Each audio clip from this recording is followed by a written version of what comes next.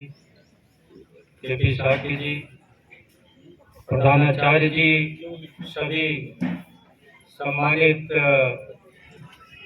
अध्यापकगण, प्यारे बच्चों और उनके साथ आए उनके अभिभावक और सभी यहाँ उपस्थित हमारे जो अतिथिगण हैं, सभी को पहले तो मैं साधुवाद धन्यवाद देना चाहूँगा कि आप लोग इस कार्यक्रम में उपस्थित हुए। और सबसे पहले उन बच्चों को मैं बहुत बहुत बधाई और शुभकामना देना चाहता हूँ कि जिन्होंने इस विद्यालय में अच्छे अंक ला करके आज वे अपने को यहाँ सम्मानित करने के योग्य हुए हैं। उन सभी लोगों को बधाई और शुभकामना। देखिए, शिक्षा हम क्यों पा रहे हैं, इस पर लंबी चौड़ी बातें हो सकती हैं। ये दुनिया में सिर्फ फोटो होगी है 10 मिनट में ही होगी बस। थोड़ी देर मेरा शांति बनाए रखें। बैठ लीजिए थोड़ी देर, इसका पीछे क्या होगा। बस बच्चे जाने लगे, प्रिंसिपल साहब रोक दो, 2 मिनट और रोक दो बस। एक ग्रुपिंग और दे नहीं, थोड़ी देर में पानी पिला देना भाई। हमारे बोलने के बाद सब पानी मिल जाएगा। हाँ बस सबके लिए। देखिए, ये सृष्टि बहुत दिन से चल रही है और आज हम जिस मुकाम पर इंसान पहुंचा है कि आप जो है, चाहे आप पढ़े हो या चाहे न पढ़े हो, ये बहुत एक लंबे समय के विकास का, आपने डार्विन का विकासवाद का सिद्धांत पढ़ा होगा, तो धीरे धीरे आज हमारा मस्तिष्क भी इतना विकसित हो गया। तो ऐसा नहीं है कि आपके माता पिता से उत्तराधिकार में मिल गया, माता पिता को भी उत्तराधिकार में मिला है, उनके माता पिता को भी। एक लंबी श्रृंखला है। तो आज हम जो है अपने पुरखों के अर्जित अनुभव, अर्जित ज्ञान के बदौलत है जो भी आज हम हैं। आप टेंट में बैठे हो, कुर्सी पर बैठे हो, जिस ढंग से कपड़े पहन रहे हो, जिस ढंग से भाषा बोल रहे हो, आप जो भाषा भी बोल रहे हो, ये भाषा एक दिन में आपको नहीं मिली है। ये निरंतर विकास करके इस मुकाम पर आप आए जाए हैं। पहले हम कंगराओं में रहते थे, घास फूस के छप्पर में रहते थे, फिर हम लोगों ने कच्चे मकान बनाए, खपड़ाई मकान बनाए। आज हम बड़े बड़े, अमेरिका में तो 110 मंजिल और अभी दुबई का बुर्ज खलीफा तो 1 किलोमीटर ऊंचाई का बिल्डिंग है। आज इस ढंग से इस मुकाम पर पहुंच गए हैं। तो जो हमारा ये एजुकेशन है, एजुकेशन आपके, हम सबके पुरखों का ज्ञान आपको एक साथ आपको दे देता है, जिसके लिए बहुत मेहनत करना। इलेक्ट्रिसिटी का है, इलेक्ट्रॉन प्रोटॉन का जो भी चैप्टर है, उस चैप्टर में कम से कम सैकड़ों विद्वानों ने समय समय पर अपना पूरा जीवन खपा दिया। एक एक चीज को विकसित करने के लिए जीवन खपा दिया और आपको एक झटके में वो ज्ञान मिल गया। भाई न्यूटन ने जी का फार्मूला निकाल दिया ना कि ये ग्रेविटी है, ग्रेविटी के कारण हर चीज नीचे गिरती है, और ग्रेविटी का उन्होंने फार्मूला भी इजाद कर दिया। इसके पहले तो किसी ने फार्मूला नहीं इजाद किया। अब उस फार्मूले ने हमारे कितनी चीजों को ईज कर दिया। आज हम प्रक्षेपास्त्र बना रहे हैं, आप हम मंगल ग्रह पर, चांद पर तमाम चीजें भेज रहे हैं। तो ये उसमें एक, अगर हमारा चंद्रयान जा रहा है या मंगलयान जा रहा है या स्पेस क्राफ्ट बना रहे हैं, वो अमेरिका के, क्या नाम है पता है, अमेरिका के जो अब सैर करने के लिए जो है वो स्पेस क्राफ्ट बना रहे हैं। अब तक तो हवाई जहाज था, अब पूरे ग्रहों पर भी सैर करने के लिए स्पेस क्राफ्ट बन रहा है। तो उसमें कितनी थियरी लगी होगी, उसमें ग्रेविटी भी है, उसमें वेलोसिटी भी है, उसमें स्पीड भी है, उसमें इलेक्ट्रॉनिक्स भी है, उसमें मतलब पूरे दुनिया का अध्ययन। तो ये एक दिन में नहीं मिला है। तो जब आप अध्ययन करते हैं तो एक तो ज्ञान आपको मिल जाता है, और ये ज्ञान, जैसे अभी एक बच्ची कह रही थी कि भाई पढ़ना चाहिए, और एक हमारे बीच के छात्र कह रहे थे कि भाई पढ़ना एक बड़ा बोझिल काम हो जाता है। बोझिल काम तब हो जाता है जब आपको पढ़ने में आनंद नहीं आता। पढ़ाई में आनंद महसूस करिए, ज्ञान से बड़ा आनंद की कोई चीज नहीं है। आप उसके फंडामेंटल्स को समझिए, बड़ा आनंद आएगा। हमारे ये जो वैज्ञानिक हैं, इनको चाहे ऋषि कह दीजिए, ये बड़े बड़े यानी शोध करने में कितना समय लगाया है, और वो सारा शोध आज की पीढ़ी को अनायास ही मिल गया, तुरंत मिल गया। तो आप अगर उसके फंडामेंटल्स को समझेंगे तो आपको आनंद आएगा। आप साहित्य पढ़ रहे हैं, साहित्य को एंजॉय करना सीखिए, कहानी को, उपन्यास को, निबंध को, शब्दों का सही चयन करना, उनका प्रयोग करना, बोलचाल की भाषा में प्रयोग करना, अच्छी अंग्रेजी सीखिए। आप जानते हैं कि दुनिया में ये बड़ा स्थापित है कि जो बच्चे जितनी ही भाषाएं जानते हैं उतने ज़्यादा टैलेंटेड होते हैं।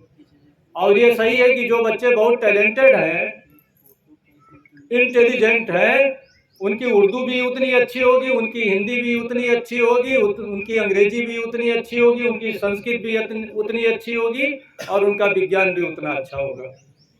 क्योंकि उनका इंटेलिजेंस तो है, आईक्यू तो है। आईक्यू आज दुनिया में ये साबित हुआ है कि करीब करीब हर मानव का एक समान आईक्यू होता है, थोड़ा बहुत डिफरेंस, बहुत कम डिफरेंस है। अब ये आईक्यू है, एक आदमी आईक्यू का प्रयोग कर रहा है, एक आईक्यू का प्रयोग नहीं कर रहा है। तो आप प्रयोग करना सीखिए। अब अभी हमारे बीच एक हमें प्रसन्नता ये है कि हमारे जो बच्चे बोले बहुत अच्छे ओरेटर हैं, और हम लोग थोड़ा सा अब की बार मैं ज़्यादा ध्यान दूंगा और कोशिश करूंगा। अभी तो पिछले महीने में विजिट किया था, तो करीब करीब हर क्लास में जा करके बच्चों से बात भी की, अध्यापक से बात किए, पठन पाठन का तरीका भी देखा, सुझाव भी दिया गया। अब कोशिश की जाएगी कि इस सत्र से हम नियमित आएंगे और बच्चों के बीच हमारे पढ़ाई के अतिरिक्त एक्स्ट्रा करिकुलम, हम तो देख रहे थे बहुत अच्छे ओरेटर हो सकते हैं स्कूल के बच्चे, अब अच्छे वक्ता हो सकते हैं, आप ही के लोग भविष्य के सब नेता हो सकते हैं। और आगे की जो दुनिया है वो ज्ञान की दुनिया है, और ज्ञान को प्रकट करने की दुनिया है। अगर ज्ञान आप प्रकट कायदे से न कर पाए, यही मैनेजमेंट है, तो भी जीवन में आदमी असफल रहेगा।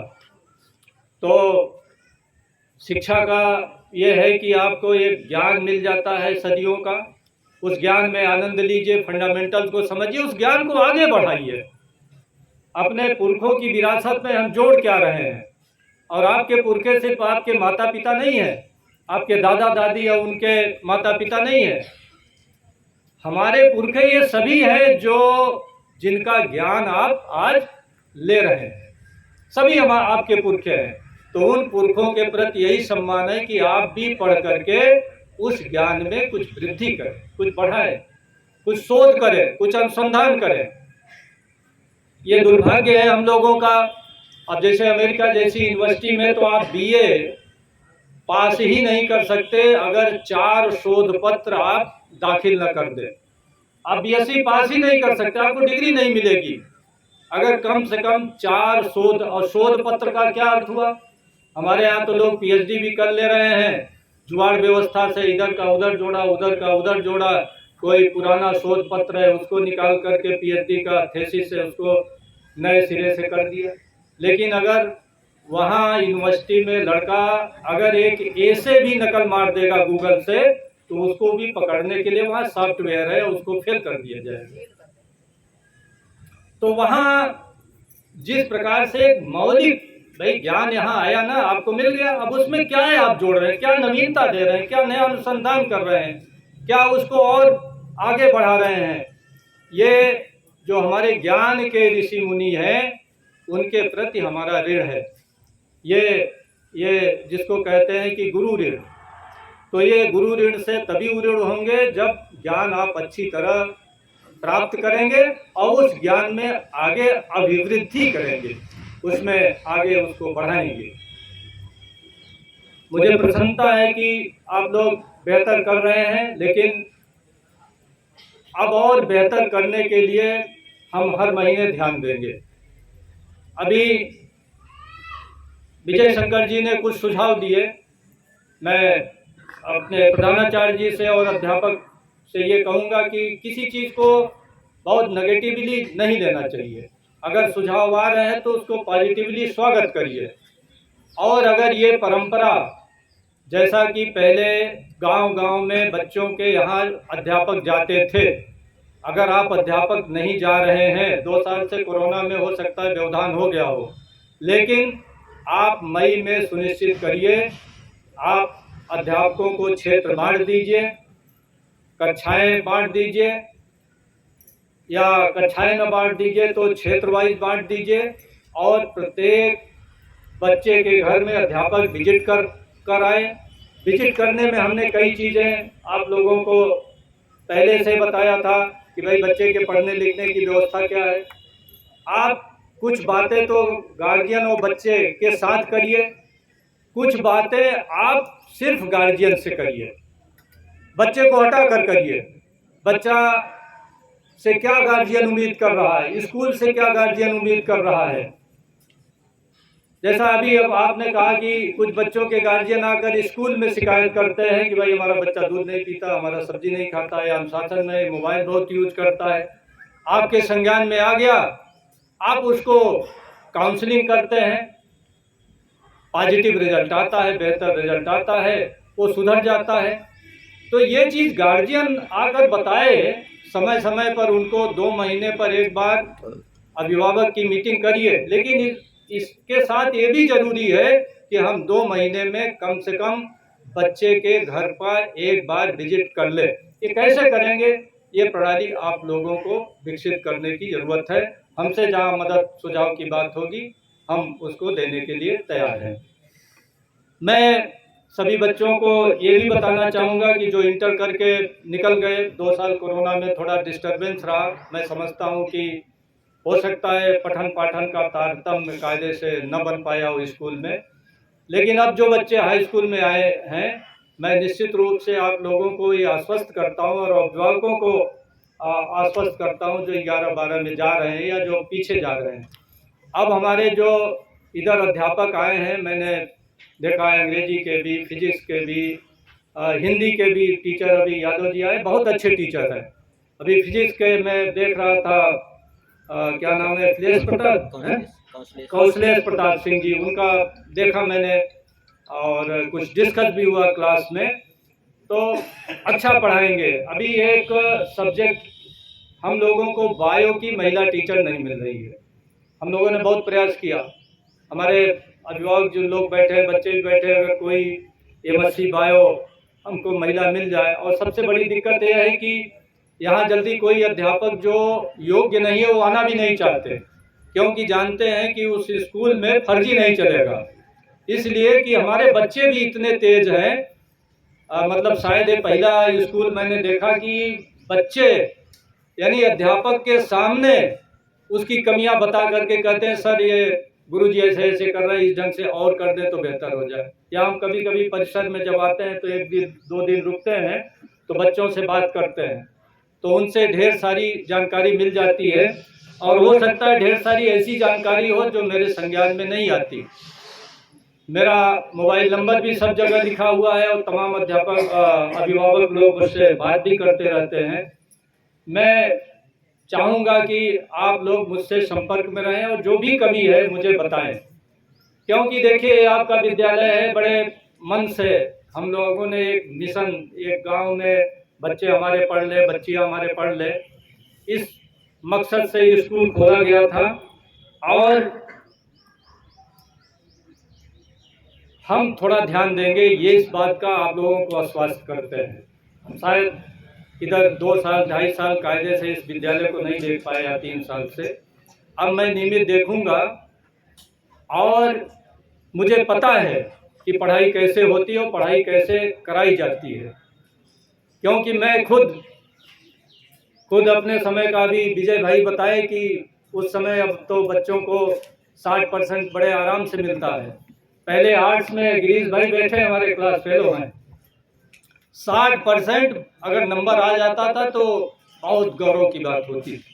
और एक इंटर कॉलेज में मुश्किल से 4-6 लड़कों का 60% नंबर आता था, और मेरा हाई स्कूल में 73% नंबर था आर्ट्स में, और इंटर में 74% था। आज तक, अरे अब तो रिकॉर्ड टूट गया, लेकिन जब तक ये नई पद्धति नहीं थी, मुझसे ज़्यादा कोई नंबर भारतगंज और बामपुर में नहीं पाया था आर्ट्स में। तो हमें पता है कैसे पढ़ाई कराई जानी है, और मैं अब की बार कोशिश करूंगा कि बेहतर माहौल भी बने। मैं अपने प्रधानाचार्य जी से और सभी अध्यापकों से कहूंगा कि एक बेहतर, एक अच्छा माहौल इस स्कूल में बनाएं, और उनका उद्देश्य सिर्फ पठन पाठन हो। अगर कहीं किसी को कोई दिक्कत हो तो मुझे बताएं और मैं उसका समाधान ढूंढूंगा। और निश्चित रूप से मैं 2 साल में, यानी एक बहुत ही सकारात्मक परिणाम आएगा। और कोशिश मैंने की कि नीट की और इंजीनियरिंग की यहाँ तैयारी के लिए हम अलग से क्लास भी शुरू करें, और इस साल से हम लोग क्लास कक्षा 9 से ही अतिरिक्त शुरू करेंगे। थोड़ा अभिभावक लोग हम लोगों का साथ दें, क्योंकि भाई जब टीचर मेहनत करेगा तो उसको थोड़ा अतिरिक्त पेमेंट भी करना पड़ेगा। आप कोचिंग में सैकड़ों रुपए खर्च करते हैं, अगर स्कूल में कुछ अतिरिक्त कर देंगे तो अध्यापक हमारे कायदे से पढ़ाएंगे और आपको काफ़ी लाभ भी होगा।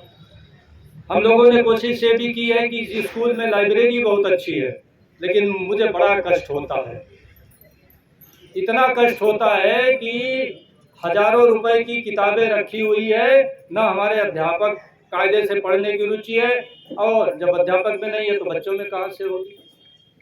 तो थोड़ा पठन पाठन की एक रुचि पैदा करिए। सिर्फ ये नहीं कि जो कोर्स है, कोर्स तो आप बढ़िया पढ़ा रहे हैं, वो आपका रिजल्ट बता रहा है कि अच्छा परिणाम आया, लेकिन कोर्स की दुनिया के अतिरिक्त भी दुनिया है। बच्चे हमारे अच्छे उपन्यास पढ़ें, कहानी पढ़ें, हमारे अच्छे बच्चे अच्छे कवि बने, गीतकार बने। हमने प्रिंसिपल साहब से कई बार कहा कि भाई आप बच्चों का एक कवि सम्मेलन कराइए, कभी शाम को करा लीजिए, अभिभावकों को भी बुलाइए। इसी ढंग से बच्चों के बीच सांस्कृतिक कार्यक्रम, नाटक का कार्यक्रम, ओरेटरी जिसे कि भाषण कला कहते हैं, ये सब विकसित होना चाहिए। यूनान में, पूरे यूनान में अगर उनका यूनान का इतिहास पढ़िए तो उनकी सिविल लाइफ बहुत एडवांस थी, और वहाँ के प्रत्येक बच्चे को इस ढंग से विकसित किया जाता था कि वो जीवन के हर क्षेत्र में नेतृत्व करने में सक्षम हो सके। हमारी भी यही इच्छा है कि अभिराजी बिहार पब्लिक स्कूल के बच्चे जीवन के हर क्षेत्र में जहाँ भी जाएं वो लीडर के रूप में जाएं, वो पिछलग्गू के रूप में न जाएं, एक बेहतर उदाहरण प्रस्तुत कर सके। इसी के साथ सभी के प्रति मेरी बहुत बहुत शुभकामना, और बाकी बातें बाद में होंगी। तमाम चीज़ें यहाँ कहने की ज़रूरत नहीं है, आपको आएंगे समय समय पर मार्गदर्शन हम देते रहेंगे। इसी के साथ मैं अपनी बात समाप्त करता हूँ। जय भारत। सभी लोगों को सादर अभिवादन।